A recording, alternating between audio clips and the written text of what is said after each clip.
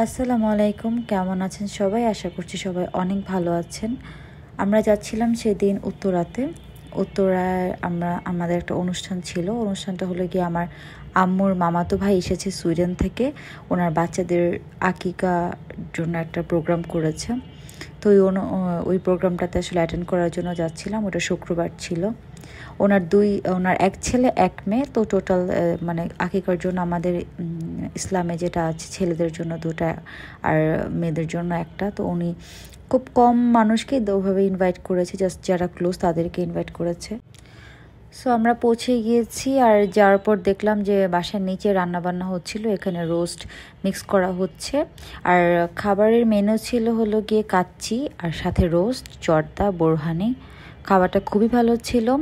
আর এখানে তখনও রান্না শেষ হয়ে যায়নি, মানে অন প্রসেসে ছিল।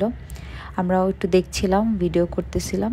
আর খুব কম মানুষই, জাস্ট আম্মুর কাজিনরা এসেছিল 2-3 জন, আর তাদের বাচ্চারা এরকম আর কি।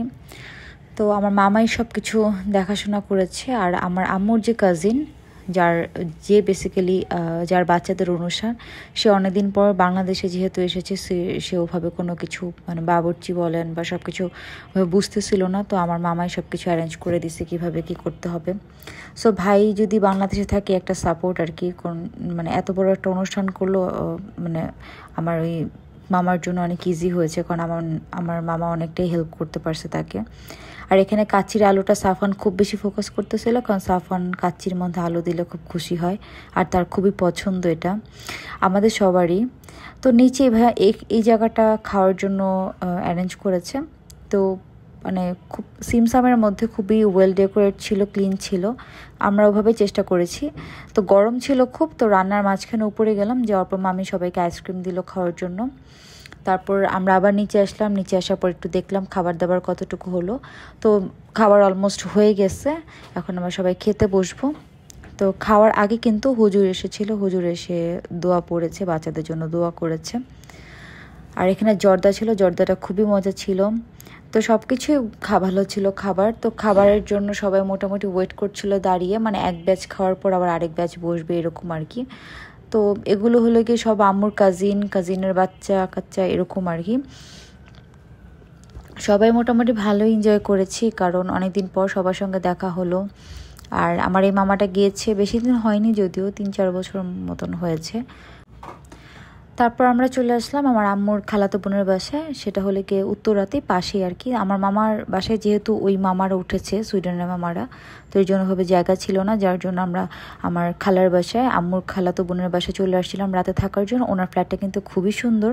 এখন যেহেতু বাচ্চা কাচ্চা ওনার 2-3টা, যার জন্য একটু ম্যাসি হয়ে থাকে, বাট এছাড়া কিন্তু অনেক বেশি ওয়েল ডেকোরেট থাকে, খুব সুন্দর ওনার ফ্ল্যাটটা। ওনার বাসায় আমরা রাতের বেলা ছিলাম, অনেক মজা করেছি। এর মধ্যে পরের দিন সকালবেলা আন্টির বাসায় একটা পার্সেল এসেছে। পার্সেলটা হলো কি, উনি একটা পার্স অর্ডার করছিল, মানে ব্যাগ আর কি, পটলি যেটাকে বলি। এটা হলো পুরাটাই একদম সুন্দর করে স্টোনের ওয়ার্ক করা। এই এই পার্সটার প্রাইস ছিল অলমোস্ট 3,000 টাকা, 3,060 টাকা নিছে, কারণ হলো গিয়ে বাকি যে 60 টাকা সেটা ডেলিভারি চার্জ ছিল। সো আমি আর স্বর্ণা খুলে খুলে দেখতেছিলাম যে ব্যাগটা কেমন। আন্টি বলে যে কেমন হয়েছে বলো তোমরা তাড়াতাড়ি, কারণ আমি বুঝতেছি না আমি কি ঠকলাম নাকি। কিন্তু আমার কাছে মনে হলো যদি মার্কেট থেকে কেনা হতো পার্সটা হয়তো বা একটু কমের মধ্যে কিনতে পারতো অনলাইনে। আর উনি যেহেতু বাচ্চা টাচ্চা ছোটো, খুব একটা বের হয় না, এর জন্য অনলাইনেই উনি একমাত্র রাস্তা আর কি শপিং করার জন্য, উনি অনলাইন থেকেই কিনছে। আর এর ভিতরে একটা বেল্টও ছিল, সো আপনি মানে চাইলে ক্রসবডিও নেওয়া যায় বা হ্যান্ডও নিতে পারে। এই ব্যাগগুলো হয় কি, মানে খুব পার্টি ওয়্যার, তো দেখা যায় যে যে কোনো ওয়েস্টার্নের সাথেও ভালো লাগে, 3 পিসের সাথে বা শাড়ির সাথে সব কিছুর সাথেই ভালো লাগে। উনি মাল্টি কালার নিয়েছে, বললো যে আমার মাল্টি কালার নিলাম, অনেক কিছুর সাথে পরতে পারবো। তো উনি আরও ওনার অনেক কিছু দেখাচ্ছিল, ওনার ব্যাগ আর কি, উনি অনলাইন থেকে কী কী কিনছে। তো এই ব্যাগটা দেখলাম, এই ব্যাগটা খুবই সুন্দর ছিল, সামনাসামনি ব্যাগটা সুন্দর ছিল অনেক। তো দেখাচ্ছিল ভিতরের স্পেসটা কেমন। এই ব্যাগগুলো এরকমই 2,500-3,000-এর মধ্যেই আর কি। ব্যাগগুলো কোয়ালিটি ভালো, কিন্তু এই ব্যাগগুলো হয় কি বেশি দিন মানে আলমারিতে রাখতে রাখতে দেখা যায় ব্যাগগুলো উপর দিয়ে এই সিলভার গ্লেসটাও নষ্ট হয়ে যায় আর কি। তো এই তো চলে আসলাম আবার আমার মামার বাসায়। তো মামার বাসায় যাওয়ার পরে ওই সুইডেনের মামা কিছু গিফট এনেছে, সবার জন্য এনেছে, আমার জন্য সেম একই গিফট এনেছে। তো এটা সাফওয়ানকে দিয়েছে। তো সাফওয়ানকে যা যা দিচ্ছে আমি আপনাদের সাথে দেখাচ্ছি। একটা শাওয়ার জেল দিয়েছে এটা ছেলেদের, তারপর ডিওড্রেন্ট দিয়েছে, এটাও ছেলেদের, আর চকলেটস ছিল, আর আম্মুর জন্য পারফিউম ছিল, আর একটা সোপ ছিল আর কি। আসলে অনেক মানুষ তো সবার জন্য একটু একটু করে আনতে আনতে অনেক গিফটস হয়ে যায়। আর যারা বিদেশে থাকে তারা আসলে একটা চকলেটও যদি দেয় আমি মনে করি এটা অনেক বেশি, কারণ অনেক কষ্ট করে আসলে ইনকাম করা, আবার ওখানে বাসা ভাড়া দিয়ে থাকা টাকা সব কিছু এফোর্ড করার পরেই তো বিলাসিতা বা কারোর জন্য কিছু কেনা। সো যেটাই আনুক না কারণ আলহামদুলিল্লাহ অনেক বেশি ভালো লাগে আনলে। আর আমরাও যে গিয়েছিলাম ওদের জন্য কিছু গিফটস নিয়ে গিয়েছিলাম, সবাই বাচ্চাদের জন্য, মামির জন্য ড্রেস বা যে যেভাবে পেরেছে আর কি, টাকা সবাই গিফট করেছে যেহেতু নতুন বাচ্চা দেখছি। তারপর থাকলাম 2 দিন, বেড়ানোর পর আম্মুর বাসায় চলে আসলাম, আর আমিও একটু আম্মুর বাসায় আসলাম, ভাবলাম যে যাই, আর 2 দিন থেকে আবার চলে আসব। আর এখানে আম্মু আসার পর মুরগি রান্না করছিল আর একটু পোলাও রান্না করছিল, কারণ সেই রিচের একটা সমস্যা হলো কি মুরগিটা ও খায় না, ও বেসিক্যালি মাংস খায় না। তো পোলাওটা দিলে শুধু পোলাও দিয়ে ওকে আমি খাওয়াতে পারবো রাত্রে, আর যদি ভাত হয় দেখা যাবে যে ও ভাত কি দিয়ে খাবে।